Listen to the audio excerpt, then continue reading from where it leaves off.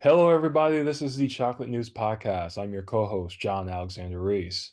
And I'm your co-host, Andrea Carter. And if you did not know, the Cincinnati Herald has been around since 1955 and is the leading African American owned newspaper in the greater Cincinnati area and northern Kentucky area.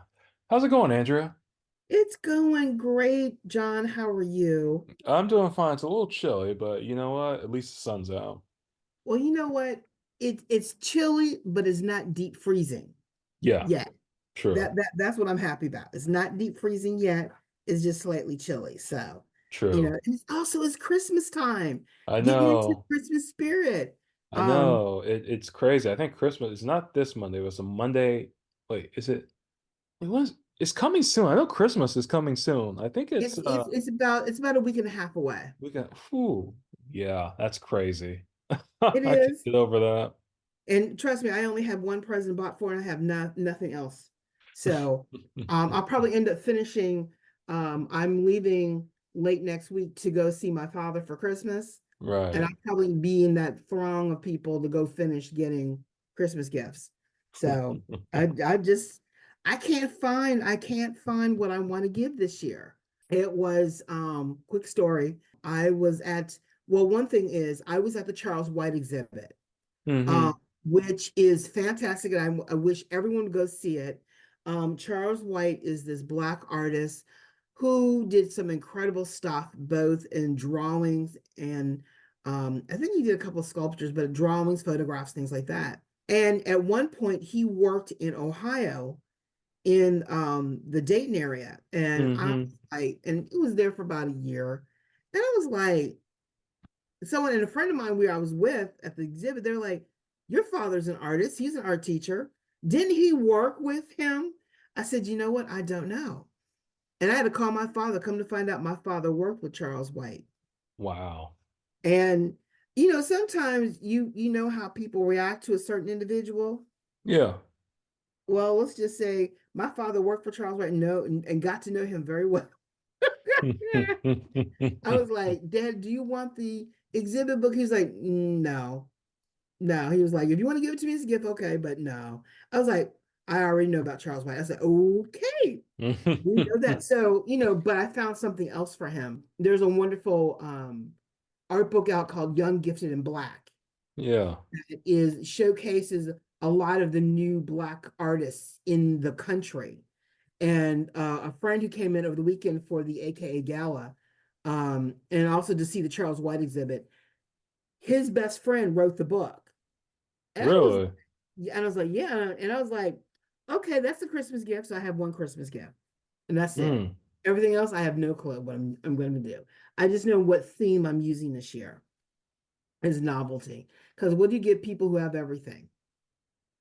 You know, Yeah. that's it's hard to do. But anyway, so I digress. So that is the beginning of my week. It's Christmas. I'm happy.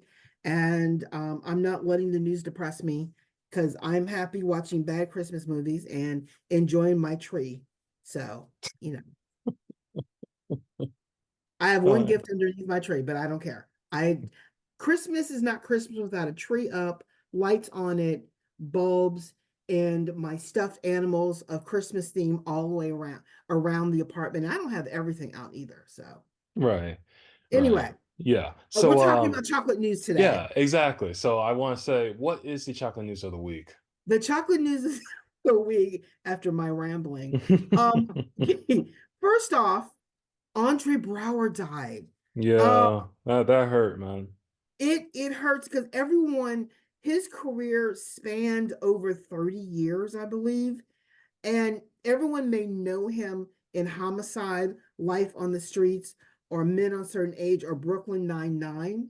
But if you go past that to his early days, a lot of people got to know Andre Braugher for his role in Glory.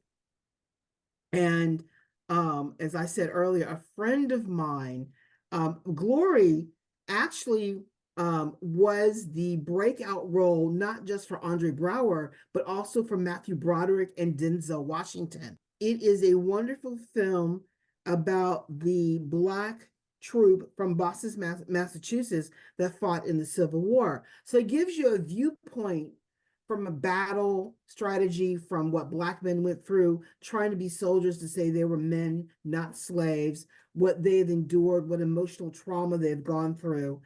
And you had all different, you have people joke about the house Negro and the slave and the field Negro and all this type stuff. Yeah. But it is Matthew Broderick showed why he was an actor and his range of emotion and what he went through, his character went through, was wonderful for him. Denzel Washington proved that he could act. Because like I explained a scene to you before, when he played his character, he played a former slave who had to be disciplined at one point in the movie, and he showed all the emotions of what that character went through: resign, horror, shame, and acceptance of what he had to go through, and the fact that being part of the war, he thought he would never be whipped again, and he was about to be disciplined by whipping. And you could see all that emotion rolled into one tear that came down, rolled down his face. But Andre Braugher's character was this bookish nerd who was, quote, a house Negro, friends with Matthew Broderick's character, and their friendship was tested during that whole time. And in fact, you watched Brower's character, which was a background character, grow from this carefully, this guy who had been sort of protected all his life, into manhood, and where he finally stepped up to prove that he was a man by saying that he agreed to hold the flag as they went through their final assault in the movie. So it's a wonderful film. Morgan Freeman's in it. Carrie Oles from Princess Bride is in it. I mean, there are a number of actors that we all have seen in different roles. This was a breakout film for all of them. And whether it was a large part or small part, it is a wonderful film that I recommend it to everyone. If you're lacking Black history, go and just watch it. Number one, it's beautiful Black men in it. But two, the strength of character of survival, emotional strength, and a little bit of American history that we've never seen before. It's beautiful, and it won a couple of Emmys. So Mm. I'm sorry, not Emmys, Oscars. Because Yeah. Denzel Washington ended up, I believe he won an Oscar. Yeah. Brower was not nominated for that role, but from that, as he grew as an actor, he'd been nominated 11 times for Emmys, and he ended up winning 2 Primetime Emmys. Yeah. So Which is very impressive. it's very impressive, and he's going to be sorely missed on both the big screen and the small screen. I am so sorry to see him go. Uh, Yeah. But that hit me hard because I'm a fan of that the TV show he did most recently, Brooklyn Nine-Nine, where he plays the I want to say he was a police chief or something. yeah, I can't remember either the he was the exact. chief or the captain Yeah, of chief that or the department. captain. Yeah, but he was hilarious on that show because he had But like a but you always, deadpan sense of humor. I know So you always forget that he's funny. yeah, And he exactly. proved he had such comedic timing. He was just wonderful to watch. Whatever he did, it was wonderful to watch him work. And I'm going to miss him. Yeah. Um, definitely. But I think also in terms of another, a quick accolade, this is an article I found on theroot.com. Oprah appeared on the Sherry Shepherd show earlier today. And basically, Oprah passed the daytime baton to Sherry Shepherd, which is, you know, Oprah doesn't pass that baton lightly.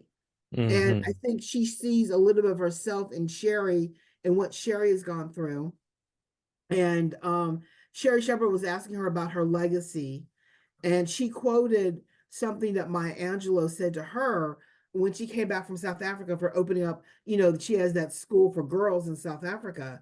And she told Maya, she said, I said, the school is going to be my greatest legacy. The girls are everything. And she said, you have no idea. You have no idea what your legacy is going to be, because she said, your legacy is never one thing. It's every life you touch. And I think that's a great lesson for everybody. If anyone ever read Mitch Albom's book, The Five People You Meet in Heaven, And you never know whose life you're going to touch and change by whatever action you do. And I think you don't know what type of legacy you leave behind by what you do. And you don't Right. know how many people reach by what you say, by what you see, by simply open the door to a woman and saying, can I help you? Or just say, if someone says sneezes in a store, you say, bless you, and they say, thank you. That's a touching. Because, so many people don't care about anything, but niceties, people remember the niceties. People remember those things out of the blue that happen. And I think the fact that Oprah has been this guru of quality of life and everything. I think it's great that Sherry Shepherd is finding her own way in the daytime world. And I think it's fantastic because she didn't do it with Jennifer Hudson. She didn't do it with Ellen. She didn't do it with Oprah. I mean, not Oprah, but Queen Latifah and Drew Barrymore and a few other women who have had talk shows. I mean, she didn't even do it with Tamara Hall. She did it with Sherry Shepherd. That says something. I mean, even Wendy Williams didn't get the Oprah touch. So, Yeah. the only person who also got an Oprah touch is what's her name, who has the cooking show. She The does the cook doggy treats. doggy trees. You But know you're who I'm not talking about. you talking about Rachel Ray? Rachel Yeah. Ray. Oprah Yeah. owns her show. Right, right. And Oprah started her show. Again, Oprah started Rachel Ray show because Rachel Ray had that personality that went surpassed just cooking. She had that bouncy personality that engages people. And, Sherry Shepherd's the same way. Despite whatever's going on, she has that gift of being for people. So there's that. Yeah, gotcha. Another interesting thing, Deion Sanders. He got named Sportsman of the Year for 2023. Congrats to him. Can you believe that? I I mean, know, that's crazy. he went from HBCU Jackson State to the season losing Colorado Buffaloes and turned them around. They went from 0-0 season to at least a 4-8 season. I mean, even though he only won 4 games, he filled that stadium. People are excited again to be a Colorado Buffalo fan. And I think that's exciting for college football to bring back a program like that. And he worked his magic, even though he is arrogant as all heck and get out. Deion's gonna be Deion. Yeah. But you know what? But still, Deion proved why he's Deion. And there's gonna be some tweaking, there's gonna be some adjustments. He's lost a few of his staff members, and they didn't make it to the Pac-12 championship. But you know what? They have a chance to do it again next year because this is his first season. And he says, we're going to win, we're going to win. And he did win. He also lost a lot too. But you Yeah. know what? It's a continual buildup. So I'm looking forward to see what the Buffaloes do next year. You know, it's going to be interesting to see watch and how he guides this group into another season and see what they do. Then I'm very excited by this. And I didn't even know the medical world was working on a something to help solve sickle cell disease, which is rampant in the Black community. But the FDA has the U.S. The FDA has greenlit 2 revolutionary cell-based gene therapies. Has Givi, I know I'm butchering the name, Lyfgenia, for making significant leaps forward in treating sickle cell disease for patients in age 12 and older. And I think it's a new novel concept of this treatment. And I think COVID, we see how the advancement in developing new drugs. This is also taking on new technology, new ways of looking at sickle cell and how to manage the condition and improving the lives so they don't just erupt in pain and other things like that. Sickle cell disease, for many who don't know or understand it, is a group of inherited blood disorders that affects around 100,000 individuals in the United States, predominantly among African Americans. But it's not just African Americans. People of Mediterranean European descent also get it as well. But it's really among in the U.S. It's among African Americans, and basically it is the root cause of sickle cell is the mutation of a gene that affects the hemoglobin, a protein in the red blood cells that is responsible for delivering oxygen throughout the body. It affects that ability for that delivery to happen, so the cells become sickle shaped. And because of that, that causes all kinds of pain and organ damage. With this new treatment, it's supposed to stop that, especially in young people, so that their sickle cells are tricked into becoming regular cells again. Hmm. So something like Interesting. that. I'm not explaining it all the way through, but they help with the sickle shaped shells, so that they can function better and how stems change how the hemoglobin operates in the body or something Right. like that. Yeah, yeah, right. And I think it's wonderful because I didn't even know this was going on. You hear all about let's raise funds for this, let's raise funds for that, but you never hear anyone saying let's raise funds to help treat sickle cell. Yeah, yeah, exactly. But someone did it. So, and I think it's fantastic, and I can't wait to hear the outcome of people using this new drug. Yeah, me too. Harvard is, known for its medical school and things like that, has been going through controversy, not for medical reasons, but unfortunately for the controversy surrounding the Israel Hamas war and anti Semitic statements that are being heard on various college campuses. Now, the Harvard president, the first Black president, Claudine Gay, keeps her position because the board is behind her. Um, Basically, there was some pressure on her position because of her testimony before Congress about the anti-Semitic activity that occurred on her campus.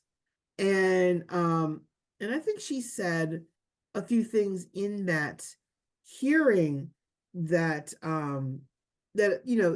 Gay and two other university presidents were criticized for not clarifying if they supporting the genocide of Jews would go against the university's code of conduct.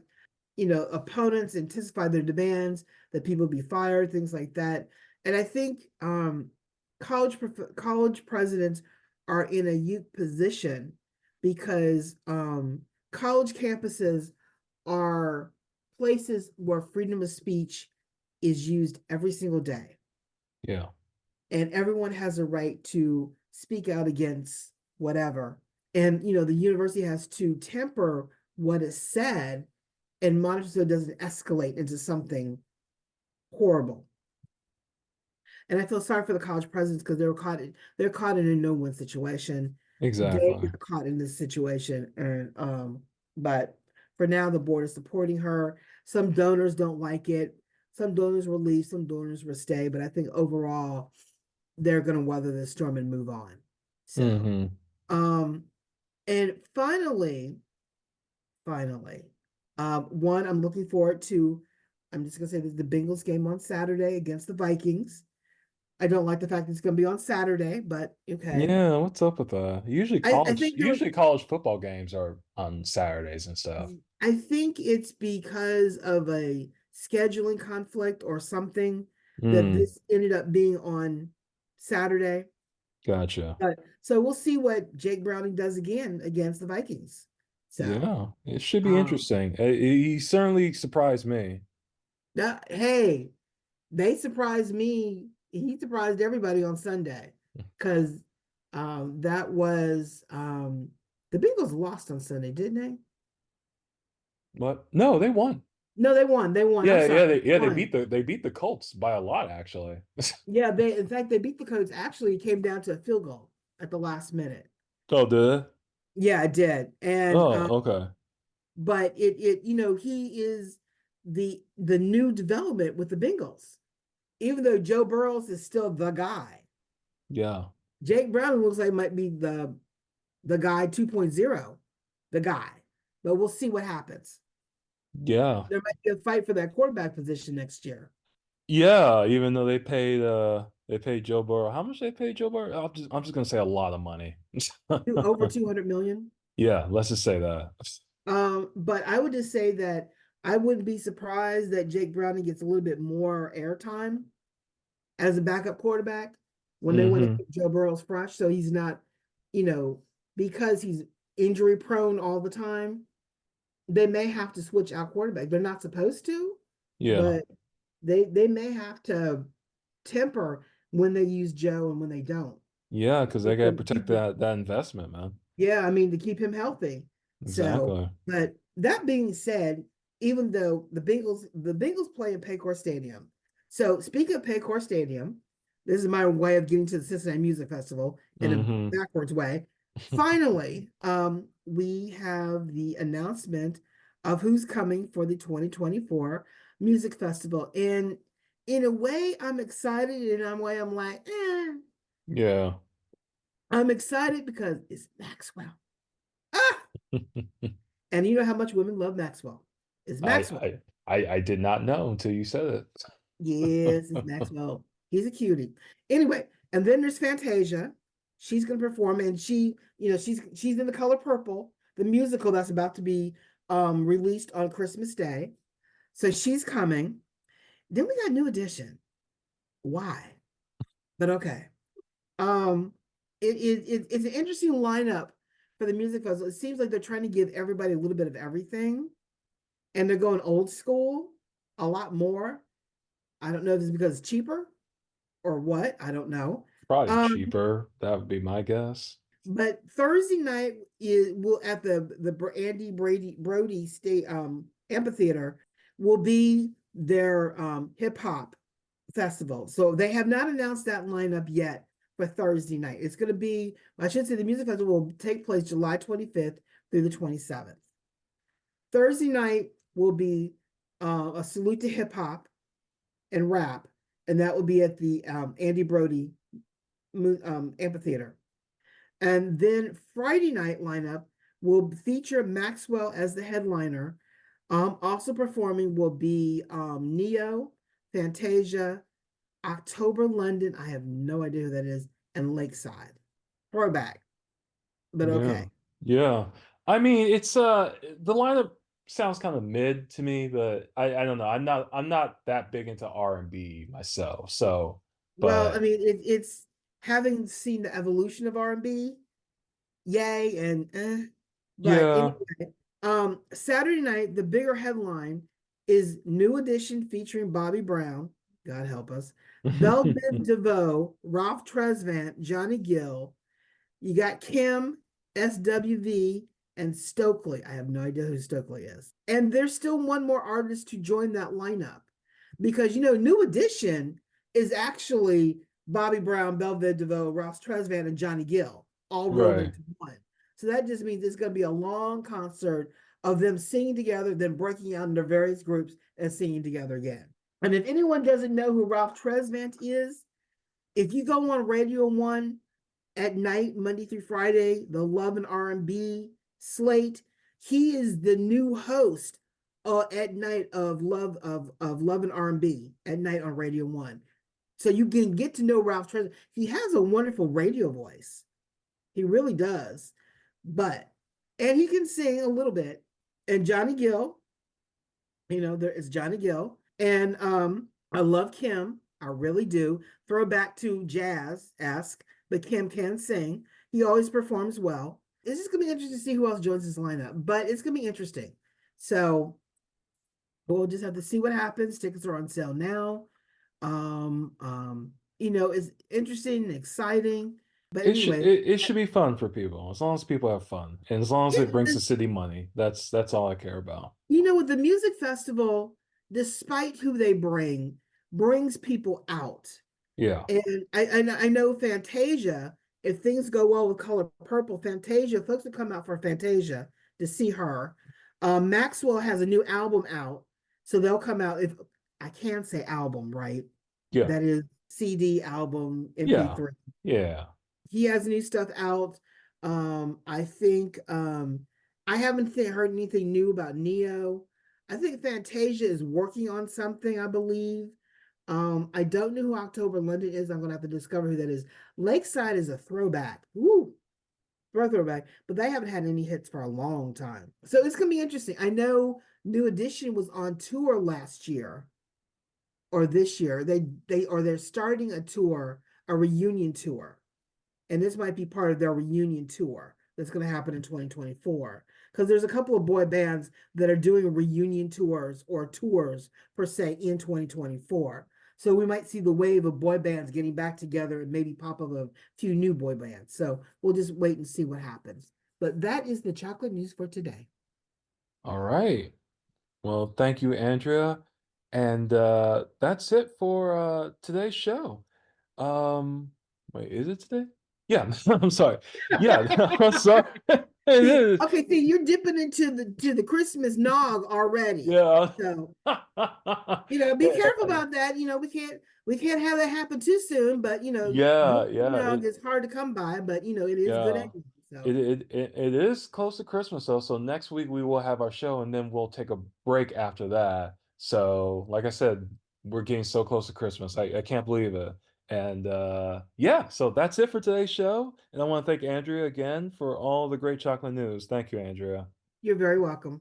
All right, and you can find more information about today's topics and past podcast episodes at www.thecincinnatiherald.com, the Sesh newsletter, or on our social media. We're on Facebook, Twitter, Pinterest, Instagram, LinkedIn, and Threads. And make sure to subscribe to our podcast on your favorite podcast app. Our podcast is on Apple, Spotify, TuneIn Radio, Amazon, YouTube, and Google Podcasts.